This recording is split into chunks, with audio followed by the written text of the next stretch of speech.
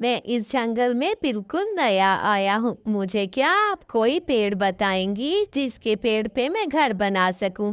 मुझे तो इस जंगल के पेड़ों का भी नहीं पता। आप बताएं।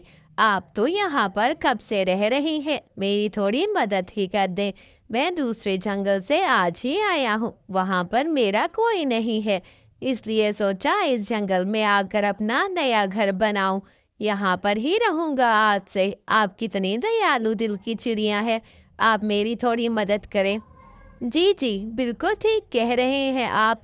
आइए चले। आप तो नए आए हैं। मेरे घर के पास एक दरख्त की जगह खाली है, वहीं पर आप अपना घर बना लें। चले, मैं आपको दिखाती हूँ। इस तरह हम कटे रहेंगे। हमसाए ही हमसाए के काम आते हैं। देखें कालू जी, ये मेरा घर है। मैंने बहुत मेहनत से बनाया है। वो सामने वाला दरख्त देख रहे हैं?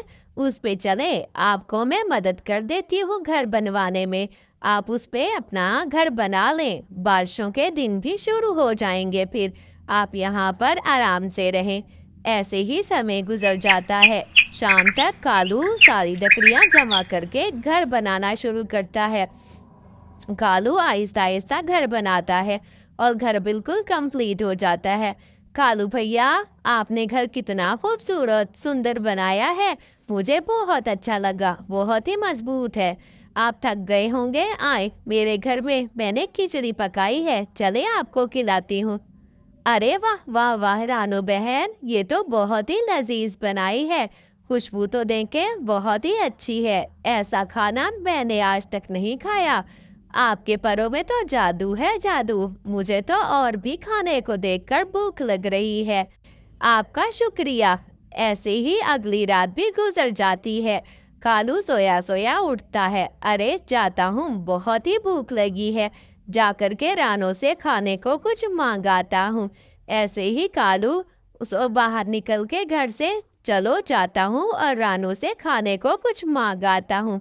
उसके घर से कितनी अच्छी खाने की खुशबू आ रही है। कुछ तो करना पड़ेगा। रानो बहन, आपके जंगल में मैं कब से भोजन ढूंढ रहा हूँ। मुझे भोजन ही नहीं मिल रहा। कब से ढूंढ रहा हूँ और इतनी भूख लगी है, पूछो ही मत। मैं क्या करूँ, यहाँ वहाँ कब से मैंने तलाश किया है। बस अभी बहुत थक गया हूँ। क्या कालू जी, ये क्या कह रहे हैं आप? हमारे जंगल में तो हर जगह भोजन ही भोजन है। आपको इस जंगल में भोजन की बिल्कुल कमी नहीं होगी। पर अभी आप ऐसा करें, मेरे पास बहुत खाना है। आप ये दाल चावल और का साथ में सलाद है, खा ले। आप मज़े ले लेकर खाएं। ऐसे ही समय बीतता जाता है। दोनों की दोस्ती भी गहरी होती जा रही थी। अरे जा करके उस चिड़िया से जाकर के कुछ खा आता हूँ। वैसे भी मुझे मेहनत करने की क्या ज़रूरत है। मैं क्यों जाकर भोजन ढूंढूं, जब इतनी अच्छी चिड़िया मिल गई है। इसे तो अपने साथ लगाए रखूंगा, वरना मुझे अच्छा अच्छा खाना कहाँ से मिलेगा।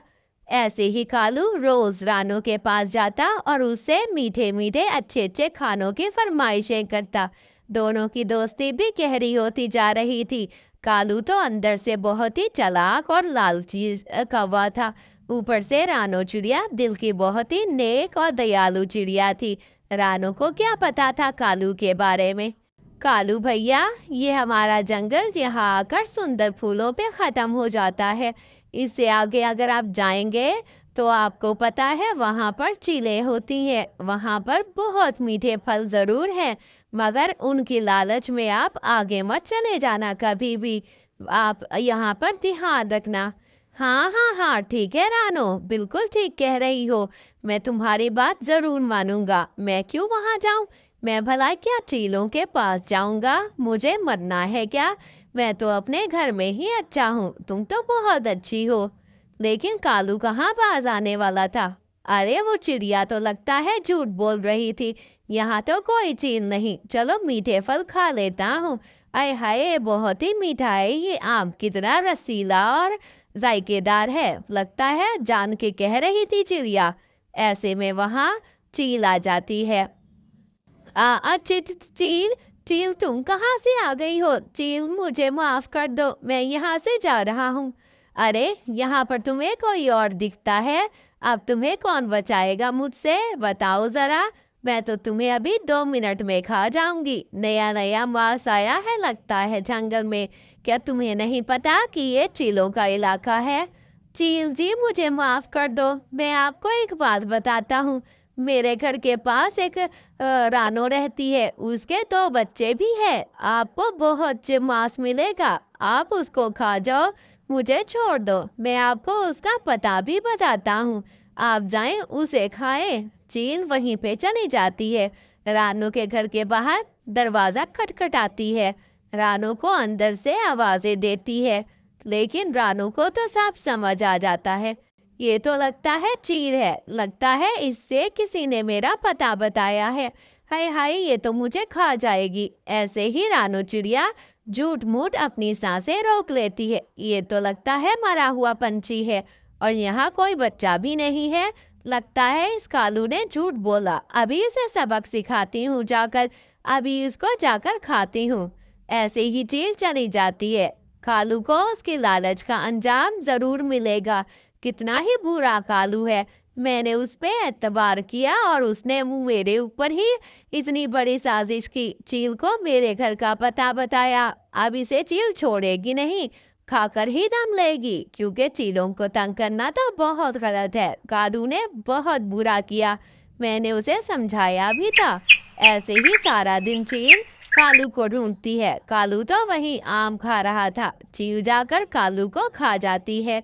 कालू को उसके किए का अंजाम मिल जाता है। प्यारे बच्चों, आपको मेरी ये कहानी अच्छी लगी है तो प्लीज़ आप मेरे चैनल को लाइक, शेयर और सब्सक्राइब ज़रूर करें, और कमेंट में भी बताएं आपको कहानी कैसी लगी। बाय बाय बच्चों।